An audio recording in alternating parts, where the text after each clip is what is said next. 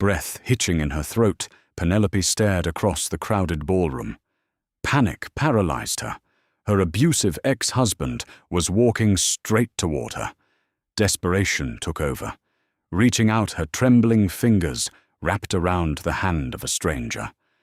Little did she know she just claimed Chicago's most ruthless crime syndicate boss. Penelope Hayes was not supposed to be at the Drake Hotel tonight.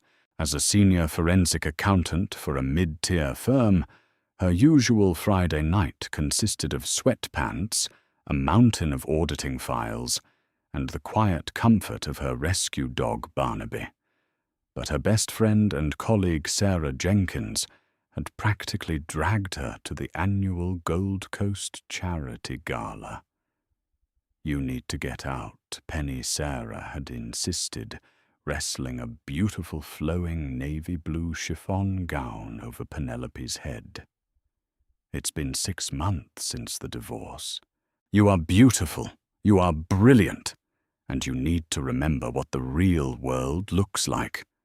Penelope knew she was fat. It wasn't a dirty word to her, but for 3 agonizing years, her ex-husband, Dominic Carter, had treated it like a mortal sin.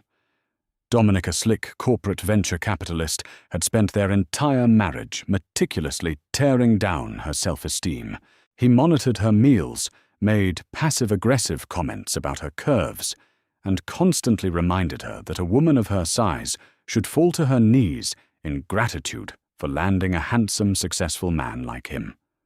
When she finally found the courage to leave him after discovering his string of infidelities and the hidden bank accounts he'd been draining, she had taken a piece of herself back. But the psychological scars ran deep. Standing near the ice sculpture, Penelope adjusted the bodice of her dress, feeling hopelessly out of place among the sea of size 0 socialites and men in tailored tuxedos. She took a sip of her champagne, closing her eyes to steady her anxiety. Then she heard it. That distinct, arrogant laugh. Penelope's eyes snapped open. Less than 50 feet away, standing by the VIP tables, was Dominic.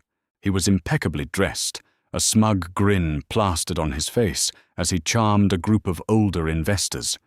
Beside him stood a woman who looked like she had walked straight off a runway. Cold sweat broke out across the back of Penelope's neck. Her heart hammered against her ribs like a trapped bird. She couldn't face him. Not tonight. Not when she was finally starting to piece her confidence back together. If Dominic saw her, he would corner her.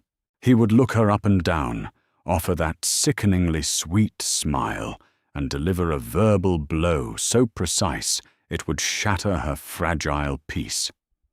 She turned sharply to her right, scanning the room for an exit. The main doors were blocked by a crowd of reporters. The side exit was just past the VIP section, right where Dominic was standing. Panic began to cloud her vision. She took a step back, her heel catching on the edge of the thick carpet. He's turning around. He's going to see me. In a moment of pure, blind desperation, Penelope lunged toward the only space that offered cover, a tall, broad-shouldered man, standing silently near one of the marble pillars. He was facing away from her, gazing out the floor-to-ceiling windows overlooking Lake Michigan. He wore a bespoke charcoal suit that hugged a physique carved from granite. Without thinking, Penelope reached out. Her soft, trembling fingers grabbed his large, calloused hand. The man stiffened instantly.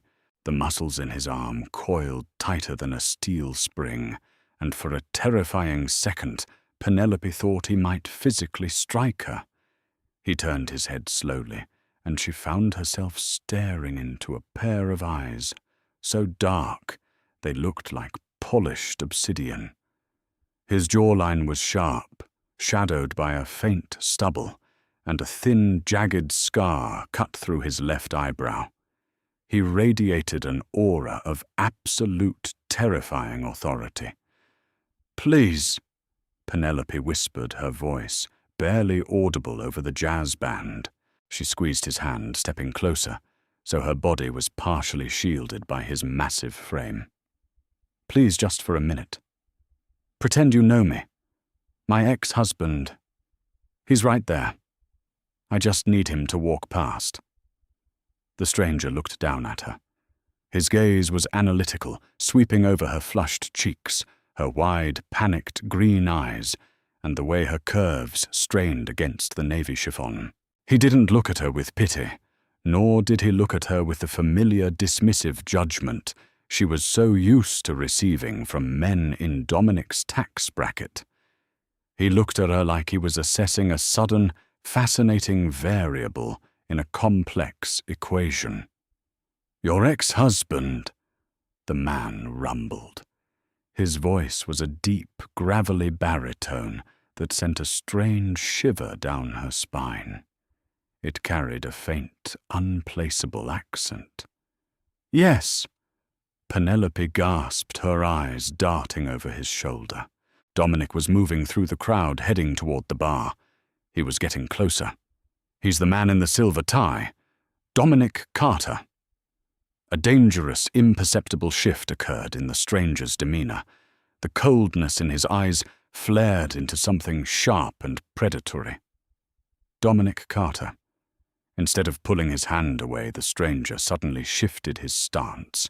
He stepped into Penelope's space, crowding her against the marble pillar in a move that was both protective and overwhelmingly dominant.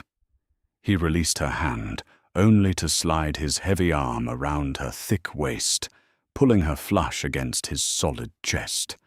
The scent of him, expensive cedar wood, dark roasted coffee, and something metallic that smelled faintly like gunpowder, enveloped her senses. If we are going to pretend, Kara, he murmured, his lips brushing the shell of her ear, causing her breath to hitch. We need to be convincing. Look up at me and smile, unless you want him to know you are terrified. Penelope forced her head up, meeting his intense gaze. She tried to mold her trembling lips into a smile. Thank you, she breathed.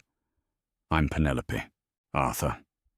The man replied smoothly, his thumb drawing a slow circle on her hip, burning a trail of heat through the fabric of her dress. Arthur Costello. Penelope's mind blanked.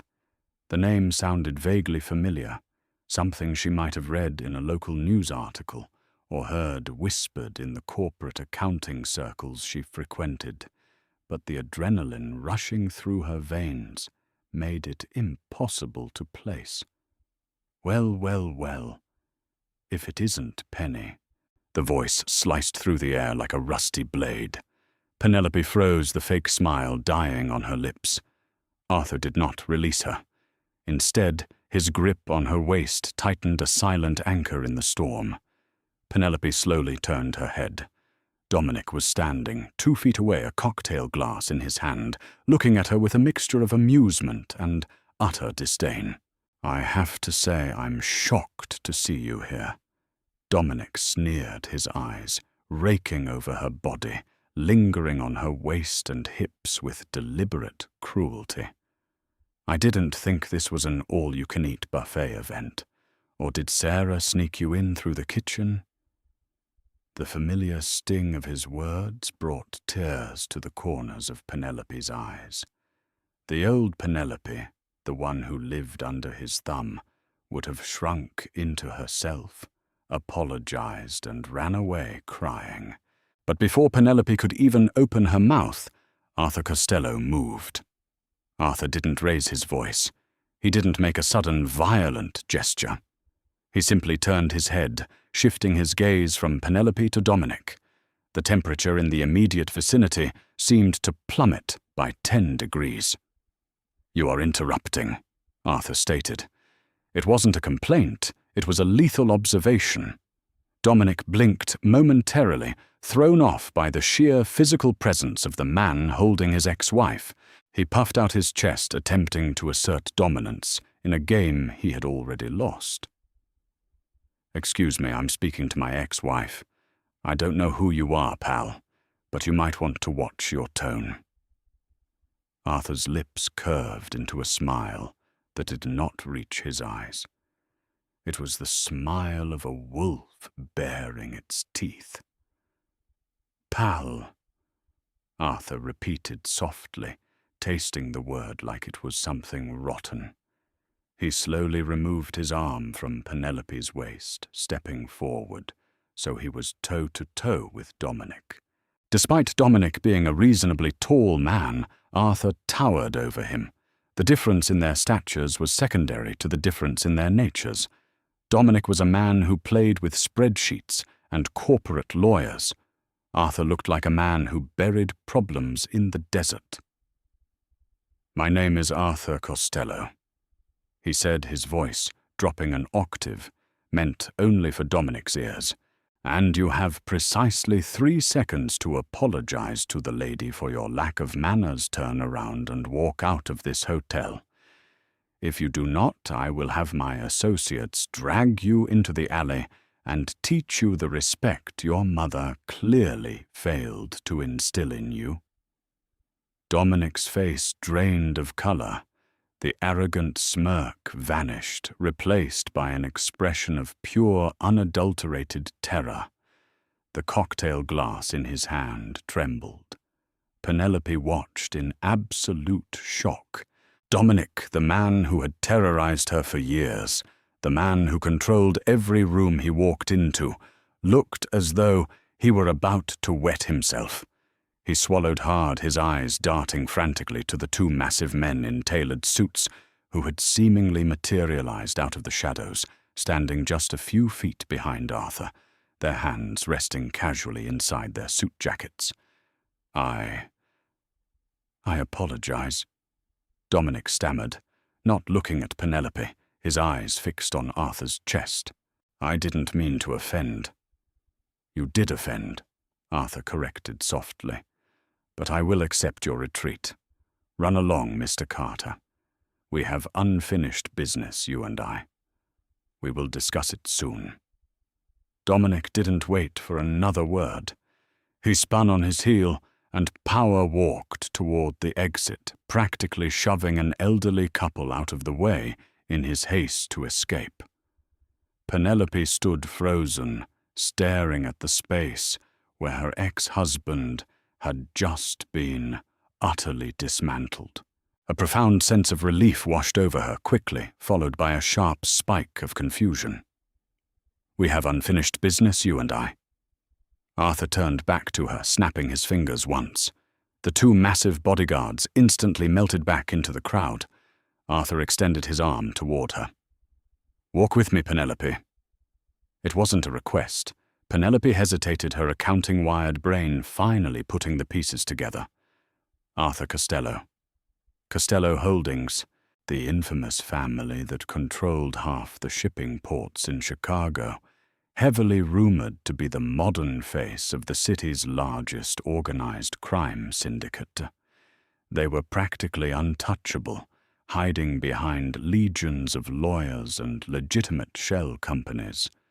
She had just used a Mafia boss as a human shield. "Mr. Costello," Penelope stammered, taking a small step back. I appreciate what you just did.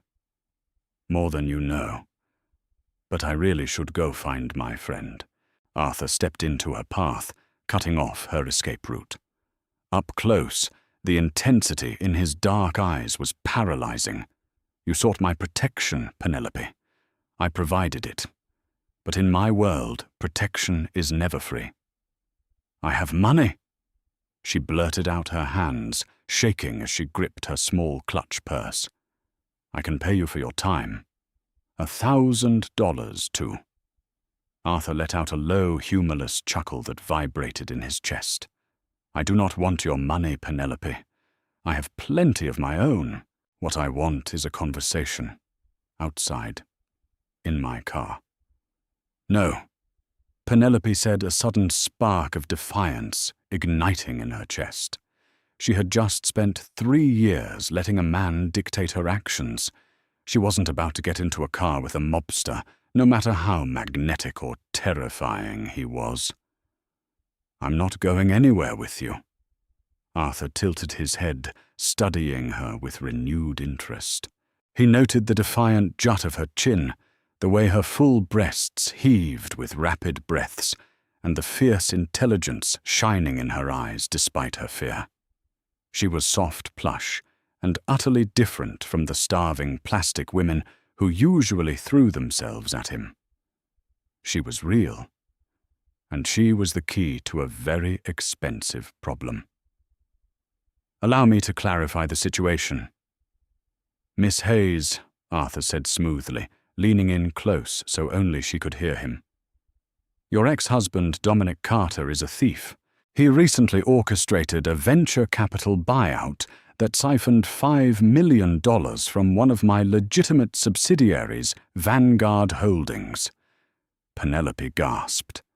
Dominic was a scumbag. Yes, but stealing from the mob, he was dead. "I have been looking for a way to quietly dismantle his life and recover my capital without drawing the attention of the federal government." Arthur continued, his eyes locked onto hers, and then in a stroke of absolute serendipity, his brilliant forensic accountant ex-wife literally throws herself into my arms. "You know his accounts, Penelope. You know how he hides his money. You're going to help me find it." "I don't know anything about his current business." Penelope lied, her voice shaking. "We're divorced." "You are an exceptional liar, but your pulse is beating a frantic rhythm against your neck," Arthur observed, lifting his hand. He gently, almost reverently, brushed his knuckles against the soft skin of her throat. Penelope flinched, but the touch was surprisingly gentle, sending a jolt of electricity straight to her core. "Do not fight me on this, Penelope. You grabbed my hand. You invited me in. Now we are partners." He withdrew his hand and offered her his elbow. "My car is waiting. If you refuse, I will simply have my men pick up Dominic tonight, and when they are done making him scream, I will ensure the police find all the evidence pointing to his ex-wife, who had motive, means, and accounting expertise to ruin him." Penelope felt the blood drain from her face. He was trapping her, weaving a web so tight she couldn't breathe. She looked at his offered arm, then up at his unforgiving face. He had saved her from one monster, only to reveal himself as a much, much bigger predator. Taking a deep, shuddering breath, Penelope slipped her hand through his arm. "Good girl," Arthur murmured, turning to lead her through the ballroom. "Welcome to the family, Penelope." Rain lashing against the tinted windows of the Maybach provided the only sound as the luxury vehicle glided seamlessly down Lakeshore Drive. Penelope sat rigidly against the plush cream leather, her navy chiffon dress pooling around her, feeling entirely out of her depth. Across from her, Arthur poured a measure of amber liquid from a crystal decanter, the ambient city lights casting sharp, shifting shadows across his scarred brow. He handed her a lowball glass. "Drink. It will settle your nerves." Penelope took it, her fingers brushing his. The heat of his skin was a stark contrast to the chilled glass. She took a sip of the Macallan, coughing slightly as the burn slid down her throat. "Where are we going?" "My residence at the street, Regis," Arthur replied smoothly, pulling out a sleek tablet. "It is the most secure location to access the financial networks you will need. My technical team has already prepared a terminal." Penelope's stomach twisted. "You are expecting me to hack into Dominic's accounts tonight, just like that. Mr. Costello, I am an auditor, not a cyber-terrorist." "Arthur," he corrected, his dark eyes rising to meet hers. "And you will not need to hack anything. You know his passwords. His security question answers his behavioral patterns. You know exactly how he structures his shell companies. You built his initial portfolio when you were married, did you not? She swallowed hard, looking away. Yes, before I realized what he was doing with it. Then you are simply performing routine maintenance, Arthur said, the ghost of a smirk playing on his lips. Consider it your final act as his wife, taking out the trash. 20 minutes later, Penelope was escorted into a sprawling multi-million-dollar penthouse that overlooked the Chicago River. The space was an intimidating blend of dark marble velvet and floor-to-ceiling glass. In the center of the massive study sat a state-of-the-art multi-monitor workstation. For the next 3 hours, Penelope lost herself in the numbers. Stripping off her uncomfortable heels, she curled her thick legs beneath her on the ergonomic leather chair, her fingers flying across the keyboard. The anxiety of the ballroom faded, replaced by the cold, comforting logic of ledgers, wire transfers, and offshore routing numbers. She tracked the missing $5 million through a labyrinth of dummy corporations, slicing through Dominic's sloppy attempts at encryption. Arthur sat quietly on a nearby sofa, reviewing documents. But Penelope could feel the heavy weight of his gaze, constantly returning to her. He didn't look at her with the familiar, suffocating judgment Dominic used. Arthur watched her, the way a man watches a mesmerizing fire. You're working too hard. Pause. Arthur's voice broke the silence. Penelope blinked, realizing the ambient lighting in the penthouse had dimmed. Arthur walked over, carrying a silver tray laden with food from Gibson's Bar and Steakhouse, a massive bone-in ribeye, thick wedges of roasted potatoes, and a decadent slice of macadamia turtle pie. Penelope's breath hitched. Her instinct, beaten into her by years of Dominic's psychological warfare, flared up immediately. Oh no, I shouldn't. It's too late for carbs. Dominic always said eating past 8 was a sign of lack of discipline for someone my size. A terrifying darkness clouded Arthur's face. He set the tray down on the desk with a heavy thud. He leaned over her, planting his large hands on the armrests of her chair, trapping her. Do not ever, Arthur growled, his voice a lethal silken thread, quote that pathetic excuse for a man in my presence again. You are not a porcelain doll meant to starve for a weak man's vanity. You are a woman. You are brilliant, you are soft, and you are perfect exactly as you are. Now you will eat Penelope, because I require my partner to have her strength. Tears pricked Penelope's eyes, not from fear, but from a profound, shattering sense of validation. She tentatively picked up the fork. The food was incredible, and as she ate, a heavy, warm silence settled between them. Arthur simply watched, a possessive satisfaction radiating from his broad frame. Wiping her mouth with a linen napkin, Penelope turned back to the screens. I found it, she announced softly, her professional tone returning. But Arthur, there is a massive problem. Arthur stepped behind her chair, his chest brushing her shoulders. Show me. The $5 million he stole from Vanguard Holdings didn't stay in his Cayman accounts. Penelope pointed to a highlighted ledger line on the screen. He used it as leverage. He transferred it into a holding company called Ironclad Logistics. Arthur's posture went entirely rigid. The air in the room suddenly felt like it was made of lead. Ironclad. That is a front for the Kavanaugh Syndicate, the Irish. Penelope nodded, her heart hammering. He didn't just steal from you to get rich, Arthur. He stole from you to buy his way into the Kavanaugh family's protection. But he hasn't fully cleared the funds yet. They are sitting in a digital escrow account. I need the physical decryption key to access it and wire it back to you. The digital token is on a hard drive. Where is it? Arthur demanded, his voice devoid of all warmth, replaced by the chilling calculation of a mob boss preparing for war.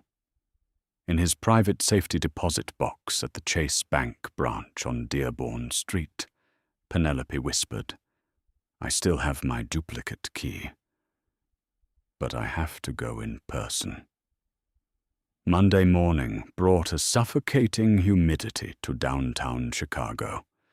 Penelope stood on the sidewalk outside the towering stone facade of the Chase Bank, adjusting the collar of her beige trench coat. Her heart beat a frantic rhythm against her ribs. Breathe, Kara, Arthur murmured through the discreet earpiece, hidden beneath her thick, dark curls. He was parked in a black SUV, half a block away, watching her through the tinted glass. 3 of his best men were scattered around the plaza, disguised as ordinary businessmen and couriers. You are doing perfectly. Walk in, retrieve the drive, and walk out. We control the board. Penelope nodded slightly, forcing herself to walk through the heavy revolving doors. The bank was quiet. She bypassed the tellers and approached the vault manager, presenting her ID and the sleek metal key. Within minutes, she was alone in a private viewing room, staring at the silver flash drive in the palm of her trembling hand. This was it. The key to $5 million. The key to Dominic's ruin. She slipped the drive into her pocket, gathered her purse, and exited the vault. Penny. The voice hit her like a physical blow. Penelope froze in the middle of the bank lobby. Dominic stepped out from behind a marble pillar. He looked entirely unhinged. His designer suit was wrinkled, his tie was loose, and dark circles bruised the skin under his bloodshot eyes. Flanking him were 2 men who didn't look like corporate lawyers. They wore cheap leather jackets and had the cold, dead-eyed stares of Kavanaugh muscle. Did you really think you could lock me out of my own servers? Dominic hissed, advancing on her. I got an alert the second you tried to bypass the escrow ping. Hand over the drive, Penelope. Now. Arthur! Penelope whispered, frantically taking a step back. Dominic laughed a harsh, grating sound. Your new boyfriend. He's not here, Penny. It's just you and me. Give me the drive, or my friends here are going to make a very messy scene. Before Penelope could even react, the heavy glass doors of the bank shattered inward. A deafening alarm blared through the lobby as Arthur Costello walked through the ruined entrance, accompanied by 6 men wielding suppressed submachine guns. The atmosphere in the room shifted from a tense standoff to an absolute, terrifying display of overwhelming force. Arthur did not run. He stalked forward with the terrifying grace of an apex predator. The 2 Kavanaugh thugs immediately reached for their waistbands, but Arthur's men had their weapons raised and aimed before the Irishmen could even unholster their guns. "Hands away from the weapons," Arthur commanded, his voice echoing off the marble walls colder than the Chicago wind. "Or I will paint the ceiling with your brains." The thugs froze, slowly raising their hands. Dominic, completely paralyzed by terror, backed away until his spine hit the teller counter. Arthur didn't even look at the thugs. His obsidian eyes were locked entirely on Dominic. He walked right past Penelope, stepping between her and her ex-husband, an impenetrable wall of bespoke wool and lethal intent. "I warned you at the gala, Dominic," Arthur said softly, reaching out and grabbing Dominic by the throat. He lifted the venture capitalist a full 2 inches off the marble floor. Dominic gasped, his hands clawing uselessly at Arthur's thick wrist. "You stole from my family. You tried to sell my money to the Irish. But your greatest sin was threatening what is mine." Arthur dropped him. Dominic collapsed onto the floor, coughing violently, tears streaming down his face. "Penelope," Arthur said, not taking his eyes off the pathetic man on the floor. "Do it." Penelope reached into a trench coat and pulled out the sleek tablet Arthur had given her. She plugged the silver flash drive into the port. The screen lit up, prompting her for the final execution command. She looked down at Dominic, the man who had mocked her weight, broken her spirit, and made her feel utterly worthless. She felt no pity, only liberation.